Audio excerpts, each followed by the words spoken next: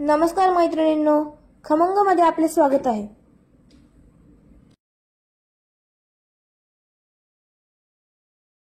नमस्कार, आज आपण बनवणार आहोत गवारीच्या शेंगीची भाजी। त्यासाठी ही गवार असे तुकडे करून घेतलेले आहे। पाव किलो गवार आहे। ही जाडसर शेंगदाण्याचे कूट आहे। हे काळा तिखट आहे, मीठ, तेल आणि पाणी। हे साधीच रेसिपी आहे, हे झटपट होणारी। तर आपण कृतीला सुरुवात करणार आहोत। आपण कढई गरम करायला ठेवलेली आहे।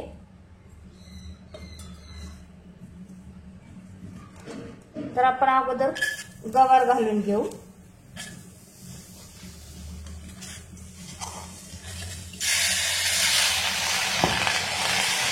गॅस थोडा वाढवू।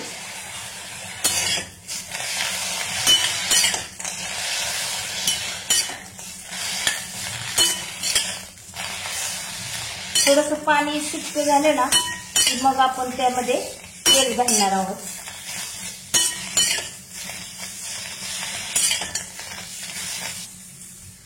आता आपण या आपल्या आवश्यकतेनुसार यामध्ये तेल घालू।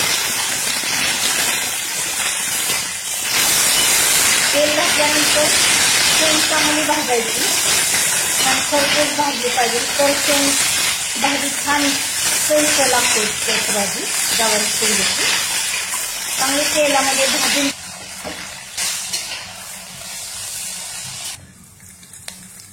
तेलामध्ये गवारी शेंग खरपूस भाजून घ्यायची अशी। यात आपली गवारी शेंग भाजत आलेली आहे। खरपूस भाजल्यानंतर जास्त पाणी पण लागत नाही आणि लवकर शिजते ती। अशी शेंग भाजली पाहिजे, अशी खरपूस भाजली पाहिजे, म्हणजे भाजी चविष्ट लागते। तर आपण गॅस कमी करून देऊ। आपण एक तिखट टाकू, काळं तिखट।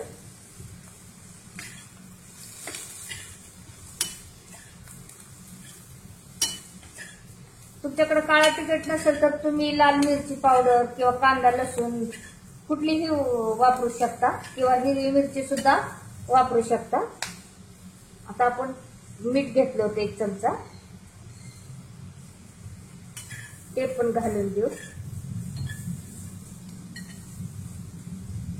आणि थोडंसं पाणी घालू शिजण्यासाठी।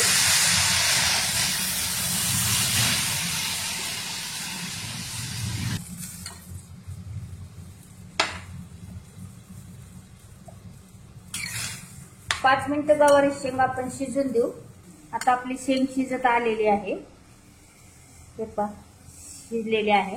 तर आता आपण शेंगदाण्याचं कूट घेतलेलं जाडसर ते घालून देऊ आणि पाणी आटेपर्यंत 5 मिनिटं हलवत राहू, म्हणजे शेंगदाण्याचा कूट पण तो शिजला जाईल। पाणी आटलेलं आहे आणि शेंग पण आपली व्यवस्थित शिजलेली आहे। तर आता आपण प्लेटमध्ये काढून घेऊ। सिंपल रेसिपी आहे, एक 10 मिनिटात होती। आता आपली ही गवारी शेंगीची भाजी तयार झालेली आहे।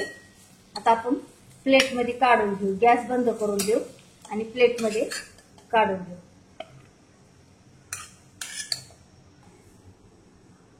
आता आपली ही गवारीची शेंगीची भाजी तयार झालेली आहे। जर ही रेसिपी तुम्हाला आवडली असल्यास लाईक करा, शेअर करा, सबस्क्राईब करा। धन्यवाद।